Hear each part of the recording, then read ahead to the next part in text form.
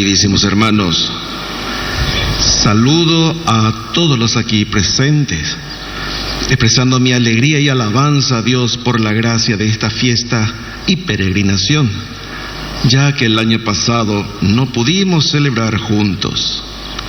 Y en esta misa traemos las oraciones y plegarias de todos al altar del Señor, a los pies de nuestra Madre, confiando en la intercesión de ella, rogando juntos con los enfermos de COVID, rogando por la gracia de su pronta recuperación. Oramos juntos por los familiares en duelo que sufren la pérdida de sus seres queridos. Oramos con especial estima y gratitud por los profesionales de la salud que dieron todos de sí, por todos aquellos que atienden a los enfermos en hospitales y hogares con tanta dedicación y generosidad. Rogamos a Dios por la gracia de superar la pandemia. Reconocemos con alabanza a Dios y gratitud los pasos que se han dado, pero debemos seguir cuidando la vida y la salud con responsabilidad. Damos gracias a Dios por esta nuestra iglesia basílica, santuario, que durante tantos años ha sido fuente de gracia para los innumerables fieles que vienen aquí a rezar, a agradecer y suplicar, buscando refugio en el corazón puro de María Inmaculada, Virgen de Caacupé. Miles de fieles han hecho peregrinaciones bajo la protección de la Virgen, muy unidos al querido Papa Francisco, orando por él y acogiendo sus enseñanzas para permanecer fieles a la fe en Cristo, proclamada por Pedro. Papa Francisco ha invitado a toda la Iglesia a rezar y participar en el camino sinodal iniciado el pasado mes de octubre hacia el Sínodo de los Obispos del 2023, que es una ocasión especial para que crezcamos en la experiencia de participación, comunión y misión. La Iglesia tiene la misión de anunciar la palabra de Dios para salvación de todos los hombres. El cumplimiento de esta labor corresponde a todo el pueblo de Dios, sacerdotes, religiosos y laicos. En esta ocasión se nos invita a reflexionar sobre los laicos y su importante papel en la santificación del mundo. Ellos, como bautizados, comparten la función sacerdotal, profética y regia de Cristo, derivada de la participación sacramental. Iniciamos el año del laico con el lema para el 2022: al instante se pusieron en camino a anunciar a Cristo, y lo tenemos en letras grandes aquí arriba para acuñar en lo más profundo de nuestro corazón. Y la reflexión de hoy: María, modelo de espiritualidad laical. En los últimos años hemos sido testigos del auge de la espiritualidad en la Iglesia y en el mundo. Si antes la espiritualidad parecía una escapatoria de la realidad, ahora se volvía una moda, más todavía con esta pandemia. Vemos a veces así estrellas de cine, de estrellas de la música, deportistas, famosos, empresarios, hombres de negocios, y ni qué decir los peregrinos de la Virgen, empezaron a interesarse por la espiritualidad. Y eso vemos nosotros, muchos peregrinos que vienen con sus camisetas distintivas, individual, de grupo, de vecinos, familiares, ciclistas, de cualquier otro grupo, con la imagen de la Virgen o del Sagrado Corazón de Jesús, y escritos tomados de la Sagrada Escritura. Estañan de ellas eso, y eso es muy bueno, expresión de la fe de nuestro pueblo. Así la espiritualidad dejó de ser un lujo de unos cuantos y se convirtió en una necesidad. Pues bien, en este retorno a la espiritualidad, en esta sed de espiritualidad, María tiene algo importante que decirnos. ¿Qué es la espiritualidad mariana? Es esa comunión íntima entre el cristiano y María, entre el cristiano y María bajo el influjo del Espíritu Santo. Es encontrar en María inspiración para el seguimiento de Cristo, porque el cristiano no consiste en esas fórmulas, ideologías o conceptos, sino que es ante todo, es don. Es un don, es presencia, es experiencia, es vida. Y la figura de María resulta inspiración para encarnar las actitudes y valores cristianos. El Papa San Juan Pablo II lo dijo así: el Espíritu Santo ha impulsado la fe cristiana por el camino del descubrimiento del rostro de María. Él opera maravillas en los lugares de piedad mariana. Es Él quien, estimulando el conocimiento y el amor a María, conduce a los fieles a entrar en la escuela de la Virgen del Magnificat, que aprenden a leer los signos de Dios en la historia y adquirir la sabiduría que nace de cada hombre y de cada mujer, constructor de una nueva humanidad. Hermosas palabras de nuestro querido Papa San Juan Pablo II. Hoy, aquí están los discípulos. Aquí están como Christi Fideles. Este es el primer título de dignidad y responsabilidad con que el Concilio Vaticano II nombra a los laicos en la comunión de todos los hermanos en la fe. Con la presencia e inspiración del Espíritu de Dios, el Concilio Vaticano II quiso ser un eco renovado y pujante de ese llamado de Cristo para movilizar las energías cristianas de todos los bautizados, para convocarlos a la santidad de los auténticos discípulos, para enviarlos por los caminos del hombre con el ímpetu de una nueva evangelización, para animarlos en el esfuerzo de creación de formas de vida más digna del hombre hacia el horizonte de un mundo mejor. Ya los padres conciliares decían también, la mies es mucha, los obreros pocos. El campo de trabajo que se abre hoy ante los ojos del apóstol es inmenso, es muy variado y también complejo. No hace falta en las ciudades que no escuchan y rechazan a los discípulos del Señor, que son enviados como corderos en medio de lobos. Ese materialismo, ese consumismo y ese secularismo, estos vicios han endurecido el corazón de muchos hombres. Pero hay muchas casas y ciudades que viven los mandamientos del Señor, que reciben como río la paz, según las palabras del profeta Isaías.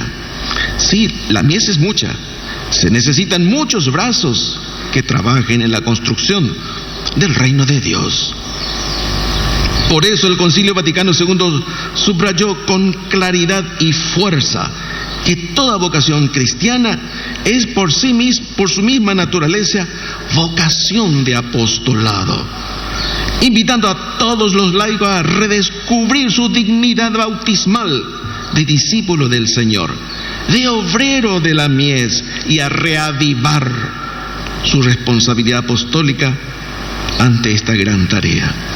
Por el bautismo y la confirmación, por la participación en el sacerdocio de Cristo como miembros vivos de su cuerpo, los laicos participan en la comunión y en la misión de la Iglesia.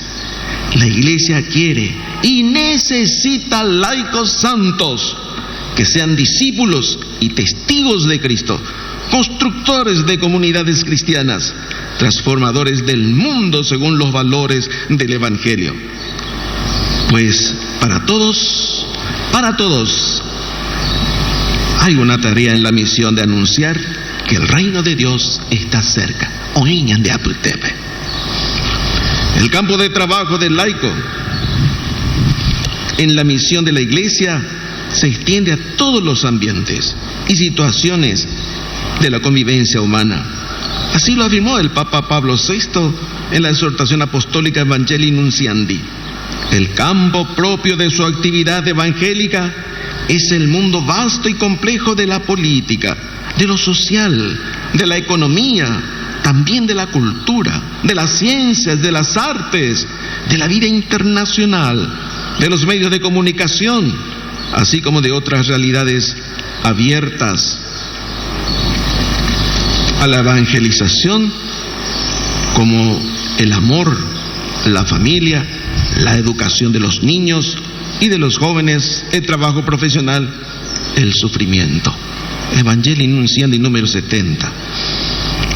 Los laicos, fieles a su identidad secular, deben vivir en el mundo como en su propio ambiente y realizar allí una presencia activa y evangélica, dinámica, transformadora, como la levadura en medio de la masa, como la sal que da sentido cristiano a la vida del trabajo, como la luz que brilla en las tinieblas de la indiferencia, del egoísmo y del odio.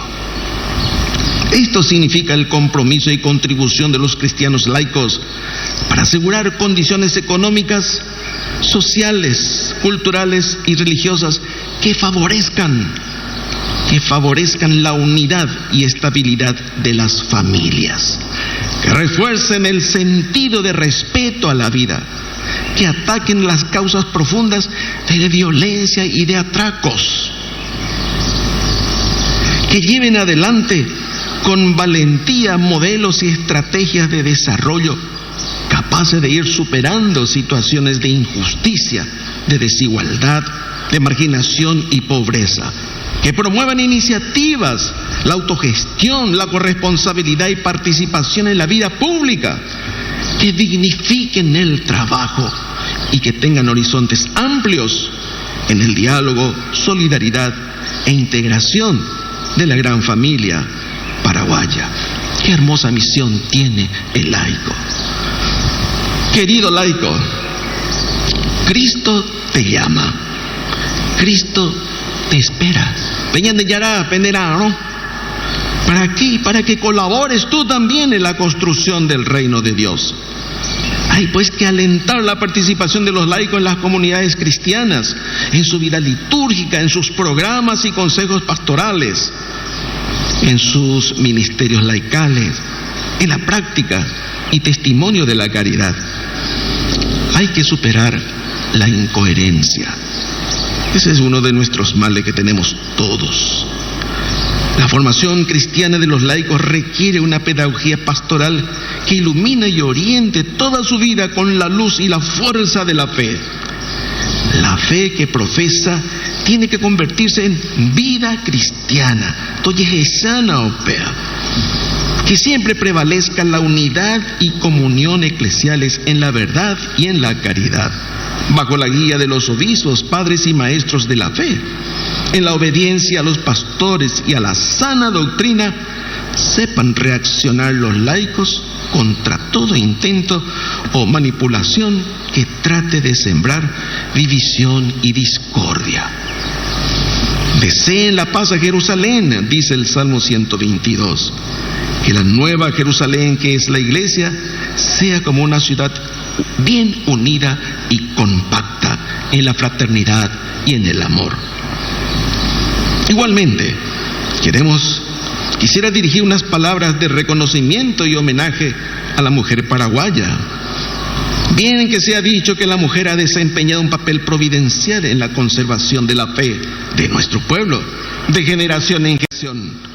Ellas, humildes y fuertes mujeres del pueblo cristiano, han sido y continúan siendo como ángeles custodios del alma cristiana de nuestro país, educadoras en la fe, discretas, perseverantes y fieles en la familia y en su comunidad. Ahora bien, un laico, ¿qué puede hacer en la vida pública? Hoy en día, muchas de nuestras ciudades se han convertido en verdaderos lugares de supervivencia, lugares donde la cultura de la eliminación o la cultura de la muerte parece haberse instalado y deja poco espacio para una esperanza.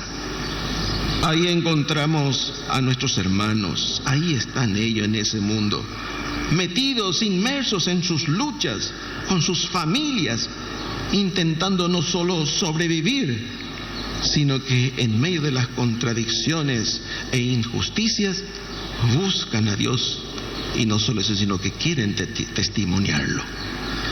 ¿Y qué significa para nosotros pastores que los laicos estén trabajando en la vida pública? Significa que debemos buscar la forma de poder alentar, acompañar y estimular todos sus esfuerzos que ya hoy se hacen por mantener viva la esperanza y la fe en una sociedad llena de contradicciones, especialmente a los más necesitados y vulnerables. Así, por ejemplo, tenemos ante nuestros ojos estos desalojos forzosos y amenazas de expulsión de comunidades indígenas y campesinos en diversas zonas del país. Por eso es de considerarse muy importante que se evalúe la necesidad de derogar la reciente modificación hecha al Código Penal, o que se la revise con mecanismo de control y diálogo. Es muy importante esto. Por eso, como símbolo de ello, Pepe Shaina Peñán de Tupazú quiere, está presente el indio José en representación de todos los indígenas, en su actitud de rogación. Suplica que no se le quite sus tierras. Suplica que se les respete su dignidad. Qué lindo. Ya Yepupetena su pecuara. Ellos se merecen realmente todo lo mejor.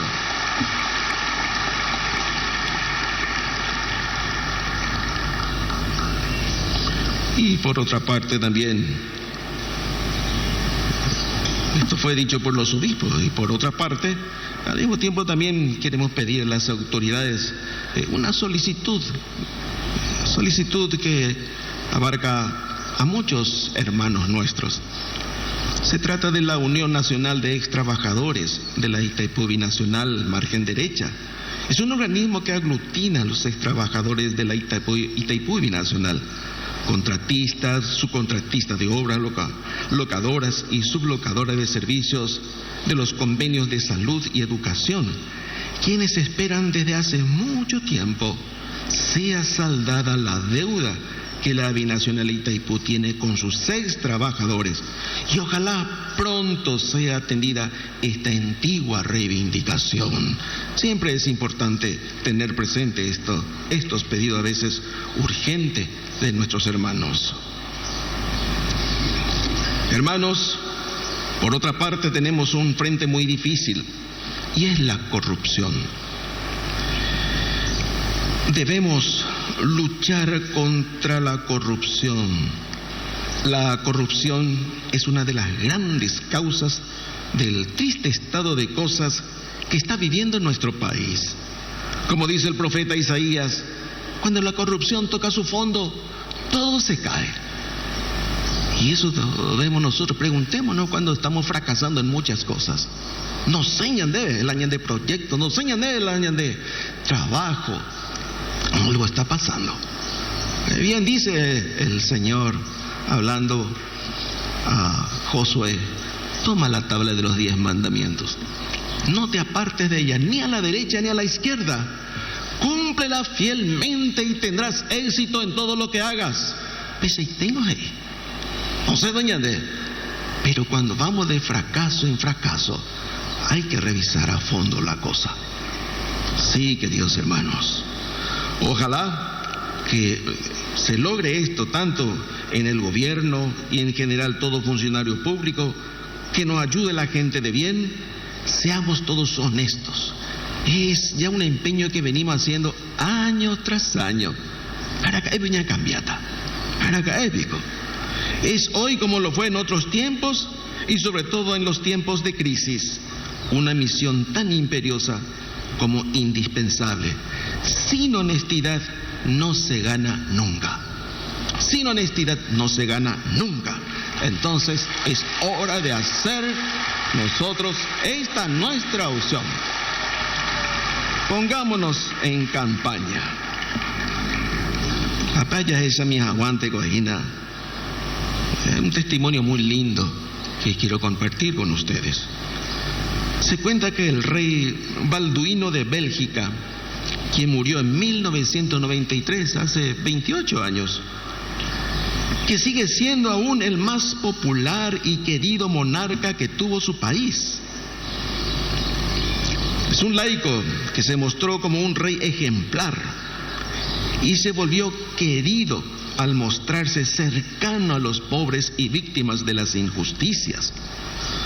Pero hubo un momento en que su reinado, en que los ciudadanos belgas se cuestionaron por su incapacidad para reinar cuando se negó a aceptar la legalización del aborto.